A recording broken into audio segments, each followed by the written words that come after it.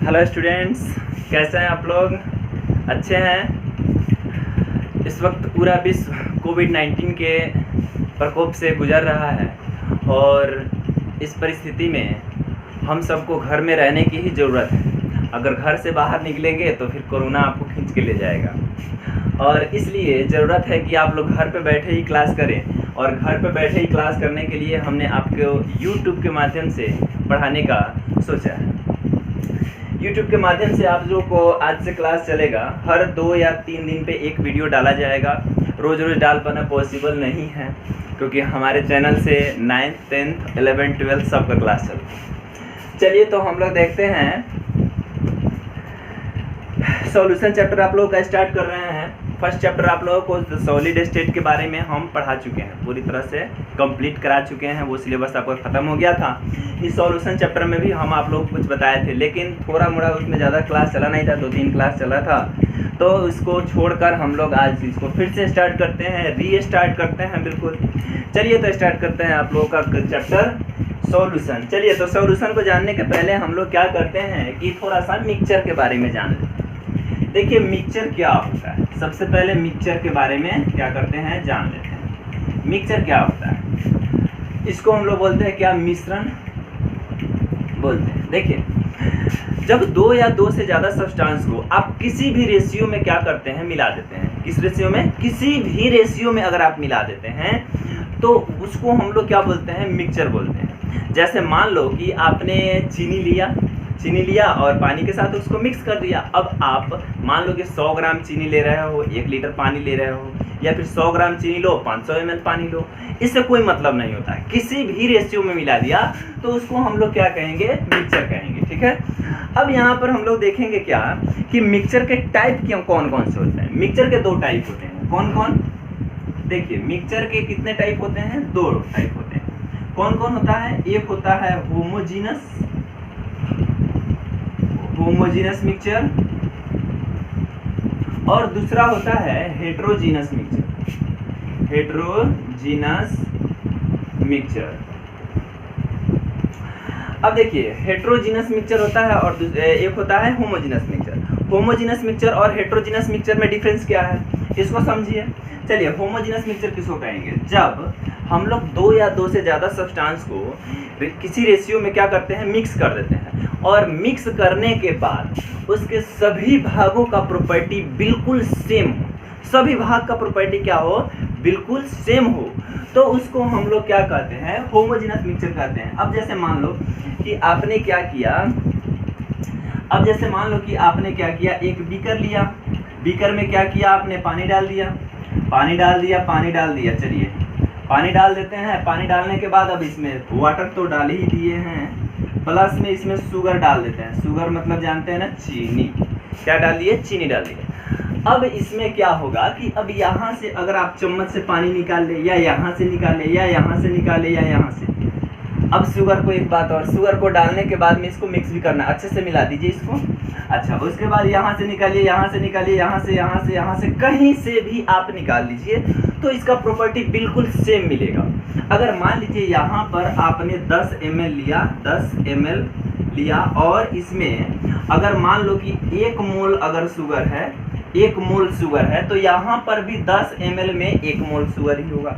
यहाँ पर भी 10 ml पानी में कितना होगा, 1 मोल ही शुगर होगा। यानी कि इसका जो मात्रा जो है वो सभी जगह बिल्कुल सेम होगा।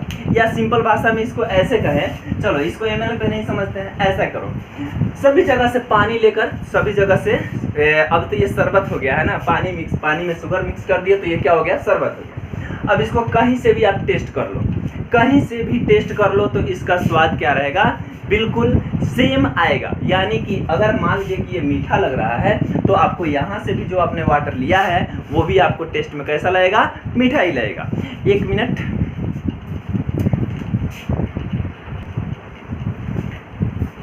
चलिए तो क्या होता है कि यहाँ पर सभी भागों का मतलब सभी भागों से कहीं से भी आप पानी ले लेते हैं तो क्या लगता है, मीठा ही लगता है। अब एक कंडीशन और है मीठा लगने के लिए, पर्याप्त मात्रा में शुगर भी होना चाहिए, ठीक है, इनफ क्वांटिटी होनी चाहिए। अब ऐसा नहीं हो कि मतलब कि कम हो जाए। अब मान लो कि 1 लीटर पानी ले लिया आपने, चीनी का एक छोटा सा दाना डाल दिया, फिर मीठा कैसे लगेगा, वो मीठा तो लगेगा नहीं, टेस्ट तो आएगा नहीं उसका। तो इसलिए हम लोग क्या करेंगे, मतलब अगर आप उसमें सफिशिएंट क्या करते हैं, शुगर डाल देते हैं, तो सफिशिएंट अगर शुगर डाल देते हैं तो क्या लगेगा आपको, मीठा लगेगा। तभी तो शरबत बनाते हैं ना हम लोग। सभी जगह का अगर मान लो कि हम लोग शरबत बनाए, ऊपर का मीठा लगे, नीचे का पानी अगर मान लो कि मीठा नहीं लगे, तो फिर उसको पिएगा कौन, ठीक है। इसलिए हम लोग क्या करते हैं, तो इस प्रकार के हम लोग सॉल्यूशन को क्या बोलते हैं, इस प्रकार के मिक्सचर को क्या बोलते हैं हम लोग, होमोजेनस मिक्सचर बोलते हैं। अब हेटेरोजेनस के बारे में सुन लीजिए, बिल्कुल इससे अलग होगा। इससे अलग क्या होगा कि सभी भागों का जो प्रॉपर्टी होगा वो सेम नहीं होगा, वो डिफरेंट होगा।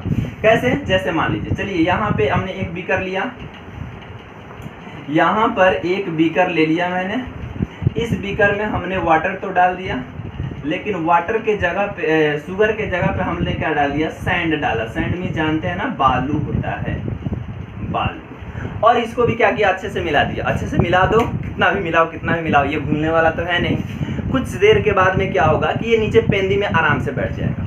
अब जब ये पेंदी में बैठ जाएगा तो आप अगर चम्मच से नीचे से उठाओगे तो बालू उठेगा, ऊपर से उठाओगे तो पानी उठेगा। सभी भागों का ये बिल्कुल एक जैसा तो है नहीं, सभी भागों का प्रॉपर्टी एक जैसा नहीं होगा। इसलिए इस मिक्सचर को हम लोग कौन सा मिक्सचर कहेंगे, हेटेरोजेनस मिक्सचर कहेंगे, ठीक है। चलिए, तो हम लोगों को यहाँ पे पढ़ना है तो ये था आपका होमोजेनस मिक्सचर और हेटेरोजेनस मिक्सचर। सभी लोग इसको नोट कर लेंगे इस टाइप को, और इसके बाद में हम आपको स्टार्ट करेंगे सॉल्यूशन। अब देखिए, सॉल्यूशन जो होता है वो एक होमोजेनस मिक्सचर होता है। सॉल्यूशन जो होता है वो क्या होता है, होमोजेनस मिक्सचर होता है। चलिए सॉल्यूशन का डेफिनेशन हम बताते हैं। सॉल्यूशन का डेफिनेशन बताते हैं। सॉल्यूशन का डेफिनेशन, सॉल्यूशन का डेफिनेशन सभी लोग लिखेंगे क्या, solution is a homogeneous mixture, homogeneous mixture। यह क्या होता है, होमोजेनस मिक्सचर होता है। कौन सा मिक्सचर होगा, homogeneous. Homogeneous mixture of 2 or more substances, of 2 or more substances,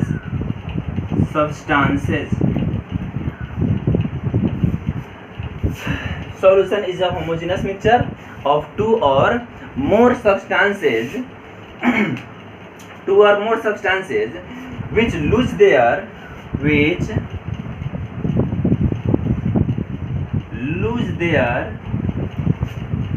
individual identity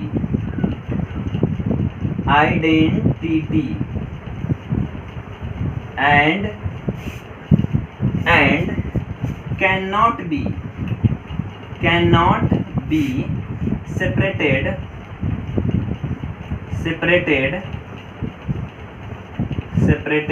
by simple method।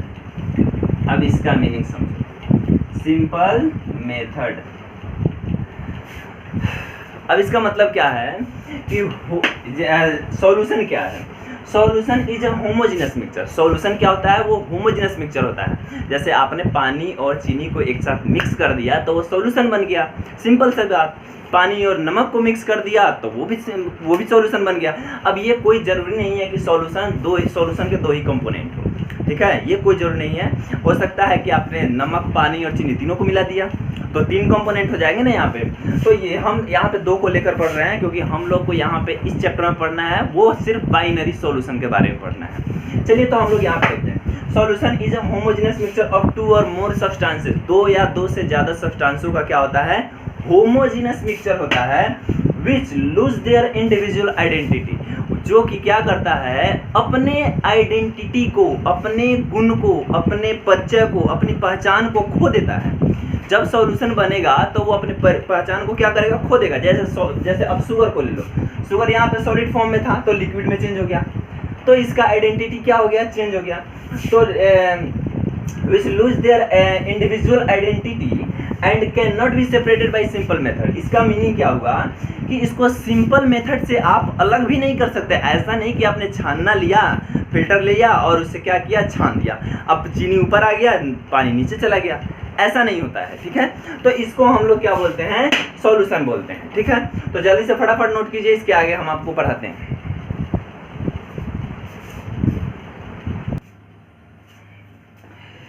चलिए अब हम लोग देखते हैं कि अब यहाँ से सॉल्यूशन का हम आप लोगों को डिफिनीशन बता चुके हैं। अब थोड़ा सा हम लोग यहाँ पे देख लेते हैं कि इस चैप्टर में हम लोगों को पढ़ना क्या क्या है। सभी चीज़ों को हम लोग को एक्सप्लेन करेंगे बाद में एक एक करके, लेकिन पहले हम लोग देख लेते हैं कि पढ़ना क्या है। पहले क्या पढ़ना है, हम लोगों को सॉल्यूशन के बारे में पढ़ना है, और उसके साथ साथ पढ़ना है क्या, कंसेंट्रेशन। कंसेंट्रेशन आप लोग 11th में भी पढ़े होंगे, लेकिन 11th को छोड़िए, यहाँ पे आप 12th में भी पढ़ेंगे, क्योंकि उसकी ज़रूरत है वो। अगर आप कंसेंट्रेशन टर्म काफ़ी इंपॉर्टेंट है आगे क्लास के लिए। तो उसके बाद में हम लोग दूसरा चीज़ क्या पढ़ेंगे, वेपर प्रेशर पढ़ेंगे हम लोग, वेपर प्रेशर पढ़ेंगे। ठीक, उसके बाद हम लोग पढ़ेंगे क्या, उसके बाद पढ़ेंगे कॉलिगेटिव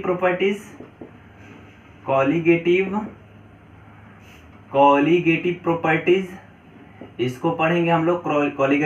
कॉलिगेटिव प्रॉपर्टीज में बहुत सारी चीज़ों को पढ़ना है। कॉलिगेटिव प्रॉपर्टीज में देखिए क्या क्या पढ़ना है। अब इसमें पढ़ना है, इसी में पढ़ना है। कॉलिगेटिव प्रॉपर्टीज चार टाइप होते हैं। एक होता है relative lowering in vapour pressure. इसके बाद सेकंड नंबर में पढ़ना है एलिवेशन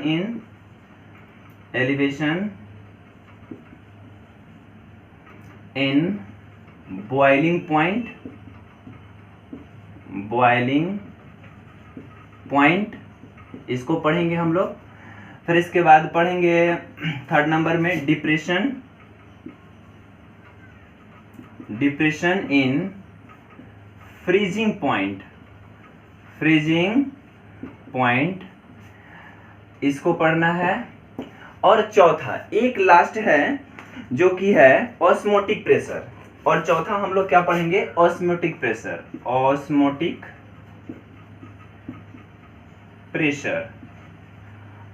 प्रेशर के बारे में पढ़ेंगे। ठीक, ये चार कॉलिगेटिव प्रॉपर्टीज होते हैं। इसके बारे में भी हम लोग को एक एक करके पढ़ेंगे, सबको अच्छे से समझेंगे, एकदम बारीकी से समझेंगे, किसी को कोई दिक्कत नहीं होने वाली है।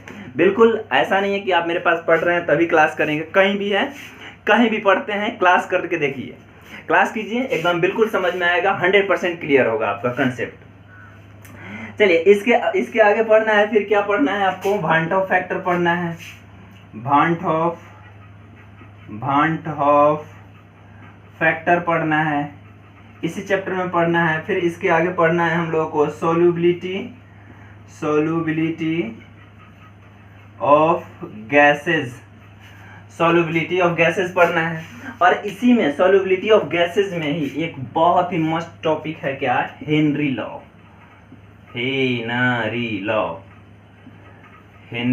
लॉ। इसको भी पढ़ेंगे। और इन सब को पढ़ने के लिए आगे हम लोग को जरूरत है पहले क्या, सॉल्यूशन और कंसेंट्रेशन टर्म। ये तो काफी इंपॉर्टेंट है, इस पे ही आगे हम लोग को समझना है। ठीक है, चलिए तो इसको आप लोग फटाफट नोट कीजिए। इसके आगे हम आप लोग को पढ़ाते हैं सॉल्यूशन और कंसेंट्रेशन टर्म के बारे में। जल्दी फटाफट नोट कीजिए।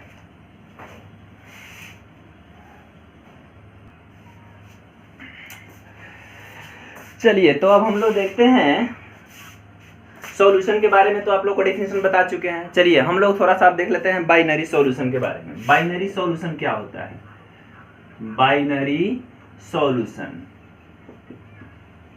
बाइनरी सॉल्यूशन के बारे में हम लोग देख लेते हैं। बाइनरी सॉल्यूशन का हम आप लोगों को बताते हैं डेफिनेशन क्या होता है। The solution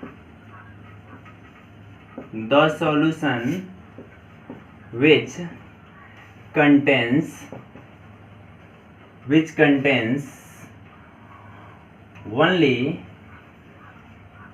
only two components components. अब ये 2 कंपोनेंट्स कौन कौन से होंगे? एक होगा क्या? सॉल्यूट एंड क्या होगा? सॉल्वेंट होगा। इसको तो भूख लग रही है, हमारे मार्कर को भूख लग रही है, खिलाएंगे इसको, इसका टाइम होने दो।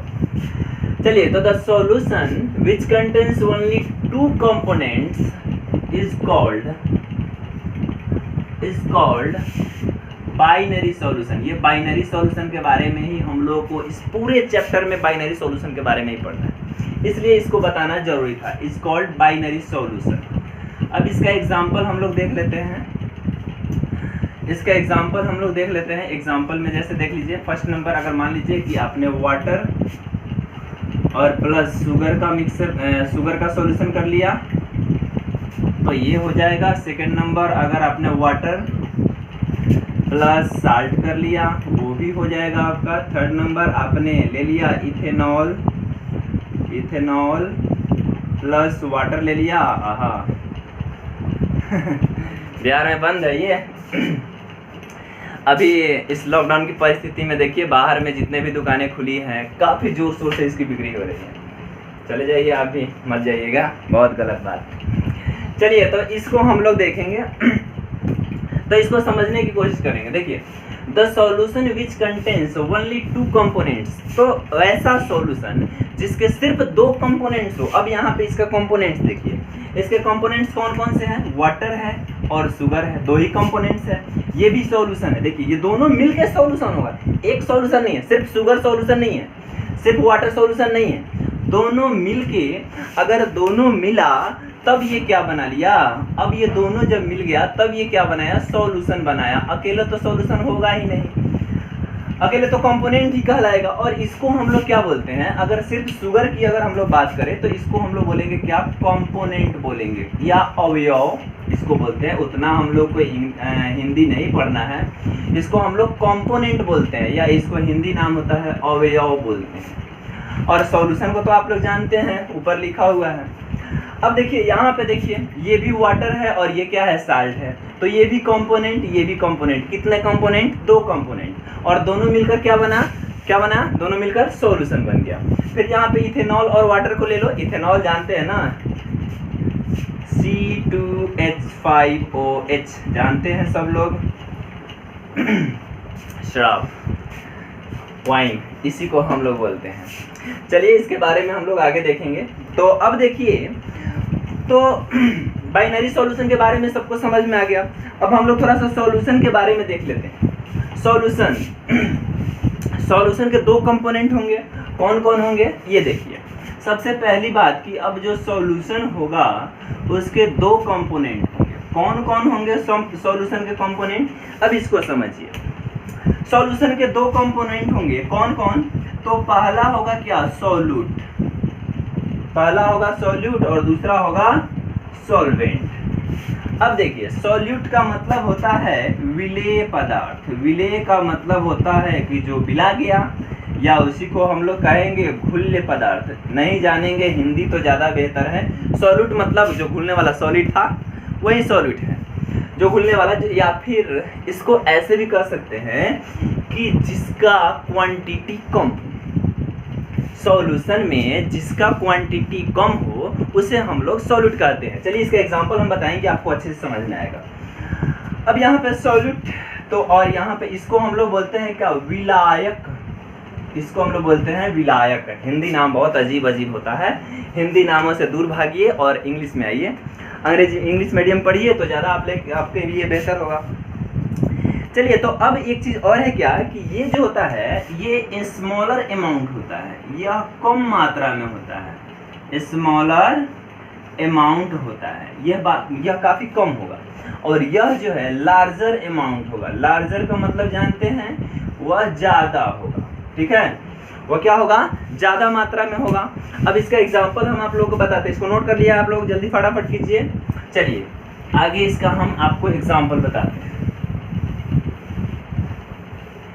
एग्जाम्पल सब कोई फटाफट नोट करते चलेंगे, प्रॉपर नोट बनाएंगे, बहुत अच्छे से समझ में आएगा, किसी को कोई दिक्कत नहीं होने वाली है। 1 मिनट थोड़ा सा इसको इंक डाल दें। चलिए तो अब हम लोग देखते हैं एग्जाम्पल्स, देखते हैं एग्जाम्पल्स, कुछ एग्जाम्पल्स हम लोग देख लेते हैं ताकि क्लियर हो जाएगा कि सॉल्यूट किसको कहेंगे और सॉल्वेंट किसको कहेंगे। चलिए तो फर्स्ट नंबर एग्जाम्पल हम लोग ले लेते हैं। मान लो कि हम लोग लिखते हैं 20% of ethanol solution, 20% of ethanol solution in water, water का सॉल्यूशन है, सॉल्यूशन ऑफ वाटर लिख दीजिए, ऑफ वाटर। अब देखिए इसका मीनिंग क्या हुआ। इसका मीनिंग यहाँ पर ये हुआ कि इथेनॉल जो है उस सॉल्यूशन में, जो सॉल्यूशन है, सॉल्यूशन के दो पार्ट हैं। अब इसमें सॉल्यूशन जो है उसके कितने पार्ट है? दो पार्ट है। एक है क्या? सॉल्यूट, एक क्या है? सॉल्यूट, और दूसरा क्या है? सॉल्वेंट। सॉल्वेंट। अब बताओ कि इसमें जो है, ये जो सॉल्यूशन है इसमें 20% इथेनॉल है। क्या है? 20% इथेनॉल है। तो अब इथेनॉल इसमें सॉल्यूट के रूप में इसमें क्या है? Ethanol, ethanol. अच्छा, और सॉल्वेंट के फॉर्म में क्या है? अच्छा, जो कम होगा उसी को हम, इथेनॉल है यहाँ पे, चलो इसको, तो सॉल्यूट जो होगा वो कम होगा तो 20% है, 20% क्या हो जाएगा? सॉल्यूट हो जाएगा, और 80% क्या हो जाएगा? सॉल्वेंट हो जाएगा। 80% जो भी हो, कोई भी सब्सटेंस हो 80% और एक दूसरा है 20%, तो जो कम वाला रहेगा वो क्या हो जाएगा? सॉल्यूट हो जाएगा, और जो ज़्यादा हो जाएगा क्वांटिटी में वो क्या हो जाएगा? सॉल्वेंट हो जाएगा। अब बताओ यहाँ पे 20% ये था कौन? इथेनॉल था। देखिए वाटर तो 80% है, तो यहाँ पर ये क्या है? वाटर कितना है? 80%। इसलिए इथेनॉल यहाँ पर क्या हो जाएगा? सॉल्यूट हो जाएगा, और यहाँ पर वाटर क्या हो जाएगा? वाटर क्या हो जाएगा? सॉल्वेंट हो जाएगा। अब अगर मान लीजिए कि आपने यहाँ पे सेकंड नंबर एग्जांपल हम लोग देखते हैं। अब सेकंड नंबर एग्जांपल देख लीजिए। अब जैसे मान लीजिए कि आपने लिखा 60% या फिर हम लोग ऐसे कर देते हैं 40% of 40% of water solution, water solution in, चाहे इन लिख दीजिए, इन इथेनॉल। अब इसका मतलब क्या हुआ कि जो सॉल्यूशन है उसमें 40% क्या है? वाटर है। सॉल्यूशन है, ये जो सॉल्यूशन है सॉल्यूशन में 40% वाटर है। वाटर जो है वो कितना है? अब इसमें सॉल्यूट होगा, एक तो इधर सॉल्यूट होगा और दूसरा क्या होगा? सॉल्वेंट होगा, सॉल्वेंट होगा। अब यहाँ पे देखिए तो सॉल्यूट जो है यहाँ पे, अब जो कम होगा वही होगा, तो 40% वाला क्या हो जाएगा? सॉल्यूट हो जाएगा, और 60% क्या होगा? इसमें 60% आया कहाँ से? 100 में से माइनस कर लेंगे, तो 60% वाला क्या हो जाएगा? सॉल्वेंट हो जाएगा। अब ये 40% है क्या? यहाँ पे क्या है आपका? वाटर है। तो यहाँ पे वाटर सॉल्यूट हो गया। यहाँ पे ध्यान दीजिए, यहाँ पे इथेनॉल था और यहाँ पे क्या हो गया? यहाँ पे क्या हो गया? आपका वाटर हो गया, और ये 60% क्या है आपका? इथेनॉल है। 60% क्या है? इथेनॉल है। तो यहाँ पर ये सॉल्वेंट हो जाएगा। अब ऐसे जान लो ना कि जो अपने अंदर किसी को घुला ले, या फिर ऐसे कह सकते हैं कि फाइनल जो है सॉल्यूशन का जो स्टेट है, फिजिकल स्टेट है, वो जिसके स्टेट में चेंज हो जाए उसी को हम लोग क्या बोलते हैं? सॉल्वेंट बोलते हैं। यानी कि जैसे मान लो कि पानी में आपने चीनी डाला, तो सॉल्यूशन जो बना वो किसके स्टेट का होगा? पानी में आपने चीनी डाला तो वो सॉल्यूशन बना, और वो लिक्विड फॉर्म में है, तो लिक्विड तो किसका होता है? वाटर का होता है। तो यहाँ पर वाटर ही क्या कहलाएगा? सॉल्वेंट कहलाएगा। जिसकी मात्रा, जिसकी क्वांटिटी ज़्यादा हो उसको हम लोग क्या बोलेंगे? सॉल्वेंट बोलेंगे। जिसकी क्वांटिटी क्या हो? कम हो, उसको हम लोग क्या बोलेंगे? सॉल्यूट बोलेंगे। जल्दी से इसको नोट कीजिए आप लोग, इसके आगे बताते हैं। चलिए तो अब हम लोग देखेंगे क्या, अब तो सॉल्यूशन के बारे में अच्छे से समझ गया, सबको समझ में आ गया सॉल्यूट और सॉल्वेंट किसको बोलेंगे। जिसका अमाउंट क्या होगा? कम होगा। जो अमाउंट में कम होगा उसको सॉल्यूट बोलेंगे, जो अमाउंट में ज़्यादा होगा उसको क्या बोलना है? सॉल्वेंट बोलना है। चलिए देखिए, तो अब हम लोग आगे देखते हैं। अब हम लोग देखेंगे कंसेंट्रेशन टर्म को देखेंगे। कंसेंट्रेशन टर्म को देखिए। कंसेंट्रेशन का मतलब तो आप लोग जानते होंगे, सांद्रता। सांद्रता का मीनिंग क्या होता है कि भाई आपने कितना लीटर पानी में कितना सॉल्यूट डाला है, कितना लीटर सॉल्वेंट था, कितना लीटर सॉल्यूट डाला है, उसका रेशियो क्या है, कौन ज़्यादा है कौन कम है, इसी को समझने का। कब ज़्यादा आपका कंसेंट्रेट का मतलब क्या हुआ, ज़्यादा गाढ़ा हो गया सॉल्यूशन, उसको हम लोग को समझना है। चलिए ये सब चीज़ों को हम लोग समझेंगे एक एक करके।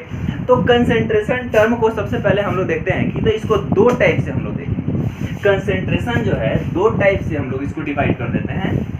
दो टाइप से डिवाइड क्यों करते हैं अब ये भी बताएंगे। एक हो जाएगा आपका वॉल्यूम रिलेटेड, एक हो जाएगा क्या, वॉल्यूम रिलेटेड, और दूसरा हो जाएगा क्या, मास रिलेटेड। मास रिलेटेड। अब ये मास रिलेटेड और वॉल्यूम रिलेटेड क्यों है, अब इनको भी हम लोग समझेंगे। अब देखिए वॉल्यूम और मास रिलेटेड में क्या अंतर है, दोनों को अलग अलग क्यों किया गया।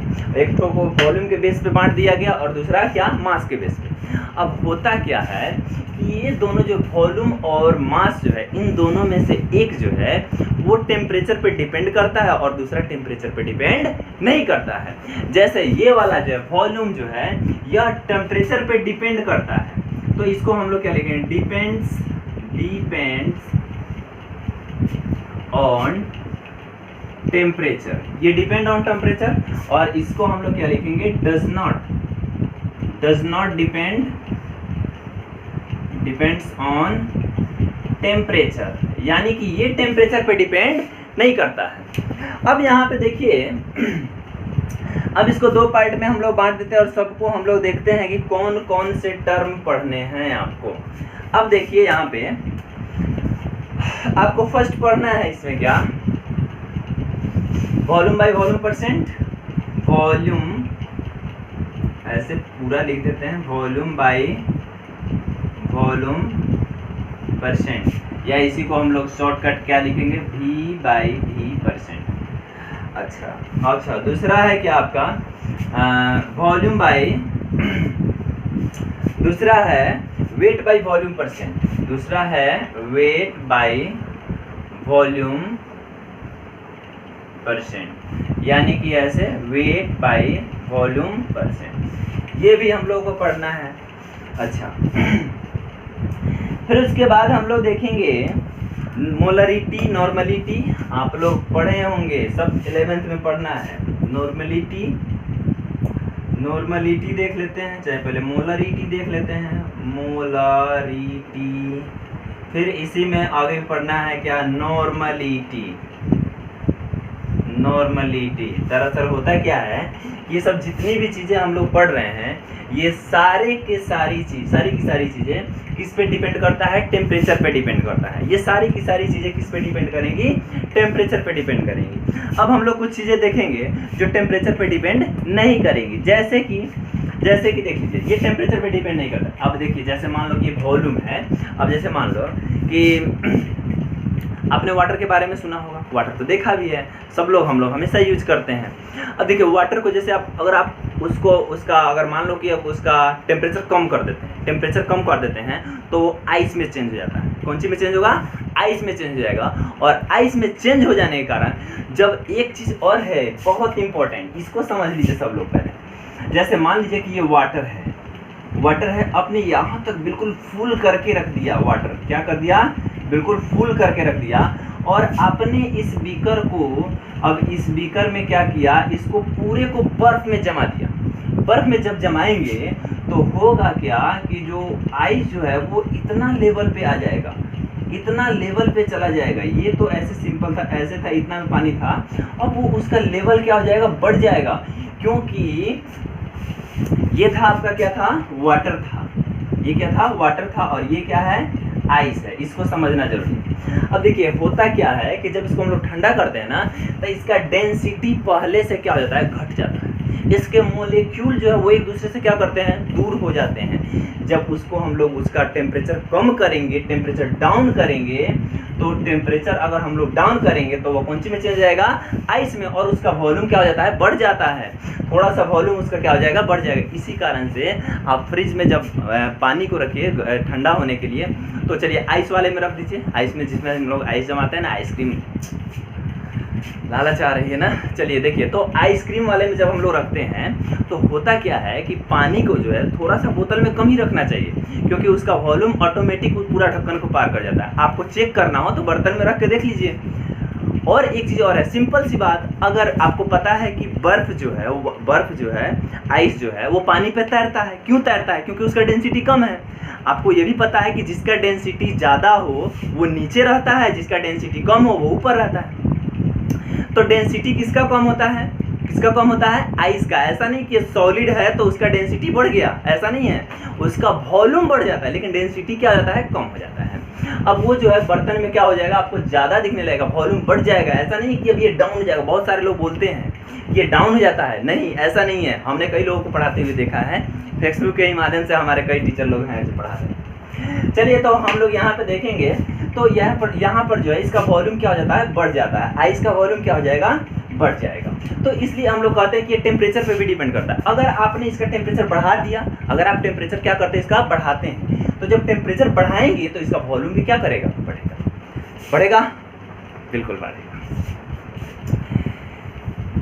चलिए, अब हम लोग देखते हैं कि अब हम लोग मास रिलेटेड देखते हैं क्या है। मास रिलेटेड में हम लोग क्या क्या पढ़ेंगे, weight by weight percent, weight by weight percent. अच्छा, दूसरा पढ़ेंगे क्या, मोल फ्रैक्शन, मोल फ्रैक्शन हम लोग देखेंगे। अच्छा, मोल फ्रैक्शन के बाद में हम लोग देखेंगे मोलरिटी देखेंगे, मोललिटी, सॉरी,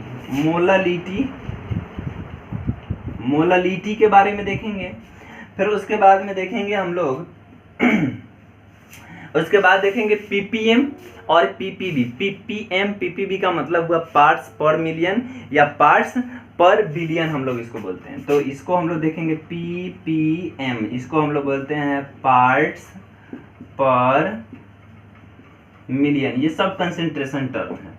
और या इसी को हम लोग, और उसके बाद में देखेंगे हम लोग पीपीबी भी देखेंगे, इसको हम लोग बोलते हैं,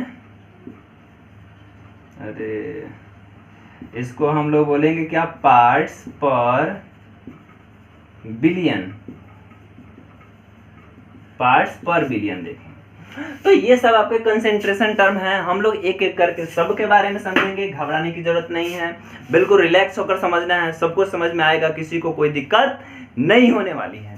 चलिए, तो इसको आप लोग नोट कर ले। हम लोग एक एक करके हम लोग अच्छी तरह से सबके बारे में, कुछ कंसेंट्रेशन टर्म को हम लोग देखेंगे जो आपके लिए इंपॉर्टेंट है। सबके बारे में एक एक करके हम लोग नहीं पढ़ेंगे, जो इंपॉर्टेंट है उसके बारे में हम लोग जरूर पढ़ेंगे, ताकि आपको इस चैप्टर में कोई आगे दिक्कत नहीं हो। चलिए, तो जल्दी से फटाफट नोट कीजिए इसको।